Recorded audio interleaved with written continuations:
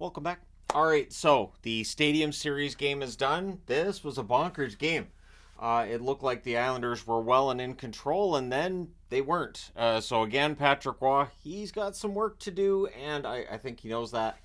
And for the New York Islanders, it's another point lost. So let's go through this. I've also seen comments about how, you've got so many jerseys. Why are you getting these jerseys? These are actually entertainment guy jerseys. I just haven't had a chance to wear, and I figured I might as well wear them for this. I've had most of these for years. So it's Shesterkin versus Sorokin in this one. Early press for the Islanders. Palmieri has a net feed that's picked off, and then it's a point shot through a screen. It's Gustafsson with the goal.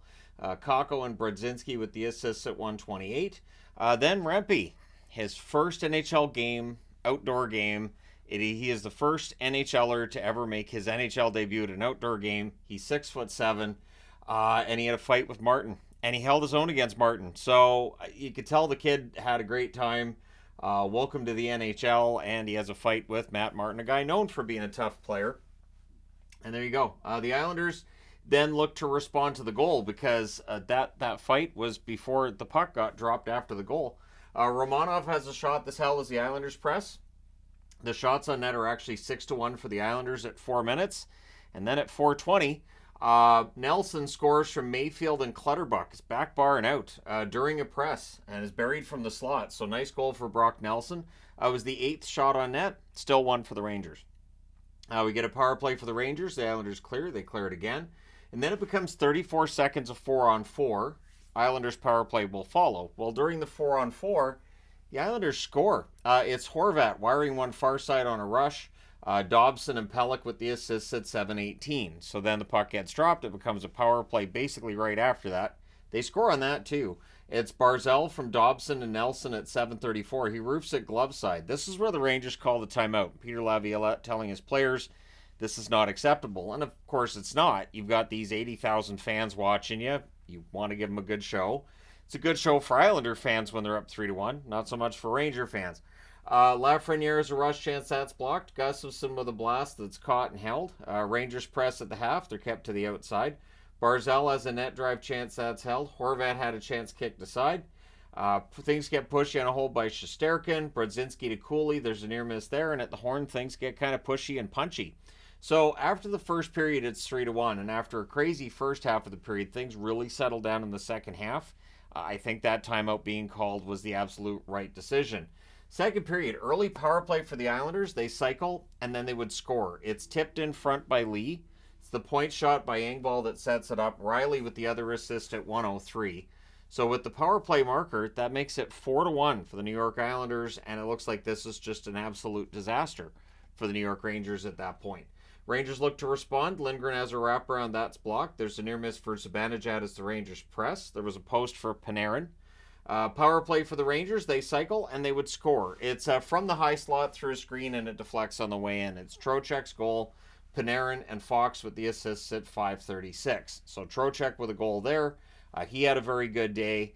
And for the Rangers, they're back in it now, 4-2, right? Because we know the Islanders have had their struggles lately, so you're never really out of a game against the Islanders if you're able to get that offense going.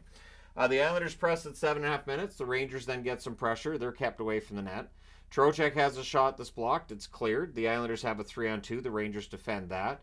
Teams exchange rushes afterwards. Barzell has an end-to-end rush. That chance was saved. The Rangers press with 6.5 minutes left. There's more pressure by the Rangers with 5 minutes left. You could feel the momentum starting to flip towards the Rangers at points in this game. The Islanders then have some pressure with 4 minutes left. The Rangers block, though.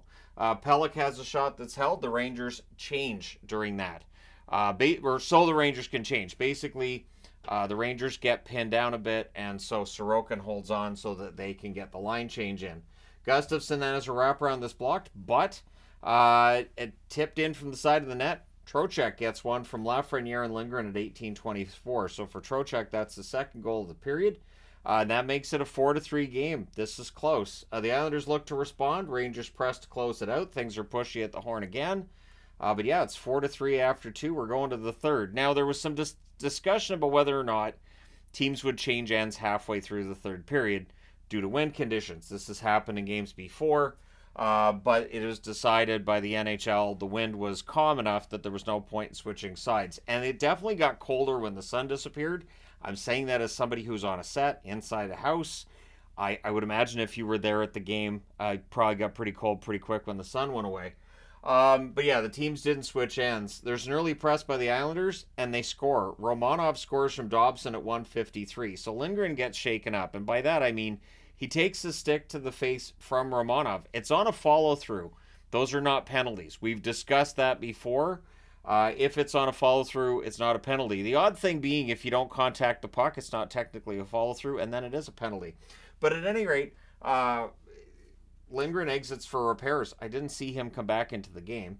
And then, yeah, the goal was buried at that point. Lindgren being down in the corner, it's definitely part of it. So it makes it 5-3 for the Islanders. And I thought to myself, okay, so they have a good third period. They're going to come out of this with the win. It's a shame that, Lindgren gets hurt, but they can come out of this one with the win. Well, the goal was buried after deflecting off Brodzinski's stick over to Romanov, who buries it. The Rangers then press for a response. Nelson has a net drive. That's blocked. The Rangers press 6 minutes in. Trocheck fires one high from the slot. The shots are 4-2 for the Islanders at 7.5 minutes. Spoiler alert, it wouldn't stay like that. The Rangers would come through. Holmstrom fires one wide as the Isles press. Mayfield has a shot that's saved. Lafreniere had a chance that was held. I also want to thank the Islanders and the Rangers for the fact that it was easy to read the numbers and the letters on the backs of their jerseys, as opposed to the last game where Phillies were orange on white, and although the nameplates were white on black, but New Jersey's yesterday, man, just kills your eyes. Anyways. We get a power play for the Rangers with 9:24 left. They cycle. Sorokin holds. Back-to-back clears. It's killed off, but 5 shots. So you don't want to take more penalties if you're the Islanders. So that's what they do. Nelson's denied on a rush. Trocheck and Romanov get kind of punchy. That draws a crowd, and we end up with 4-on-4 as a result. The Rangers then draw a power play. So it's a 4-on-3 for 1 minute and 24 seconds. But they pull the goaltender to make it a 5-on-3. It's a smart move. Now, they don't score during the 5-on-3, but when both of the coincidental minors end, during the 6-on-4, they do score. It is Kreider from Panarin and Trocheck at 15:52. So Trocheck comes out of the box, gets involved with the play, and gets that power play goal as the secondary assist on said power play goal by Kreider. Rangers look to tie it with 2:28 left. They go back to the power play. So just some undisciplined play by the Islanders today. And of course, the Rangers had just pulled the goalie, so it becomes a 6-on-4. Kreider has a shot that's caught and held. And then at 18:31, from a sharp angle, Mika Zibanejad scores. Fox and Lafreniere with the assist. So Lafreniere with a couple of helpers in today's game. And yeah, it's 5-5. We're going to overtime. Now, in the overtime, the Islanders win the initial faceoff, but the Rangers pick up the puck and they score. The net had come off the moorings before the puck went in the net. However, it goes off Dobson, it goes off Sorokin into the net. The shot had already been in the process of being taken at the time that the net starts coming off, so the goal counts. So it's Panarin's goal at 10 seconds, and it was off of a turnover. It's an Islanders way, basically. 6-5 win for the Rangers. In overtime, they go to 36-13-3 with a win. Very important victory because Carolina is right there behind them. Carolina's at home tomorrow against Chicago. So that's a game Carolina should win. The Rangers get another 2 points there. For the Islanders, the 1 point doesn't help them a lot. They're 22-18-14 on the season now. Shots on net, 18-7 Islanders in the first, 17-13 Islanders in the second, 16-6 Rangers in the third. And they had both shots in the overtime. Final shots, 41-38 for the Islanders. Power plays, the Rangers 3 for 5, the Islanders 2 for 2. Hits 34-20 for the Rangers. Shesterkin saves 36 out of 41. Sorokin 32 saves on 38 shots. Considering these are two of the better goaltenders in the league over the last 5 years, their numbers this season haven't been at that level we would expect. But I don't know how many of these goals they were supposed to save. Very entertaining game, though. Let me know your thoughts in the comments section below as always. Don't forget to hit like and subscribe in the event you haven't done so already. Thank you guys so much for all your support. I will talk to you again soon.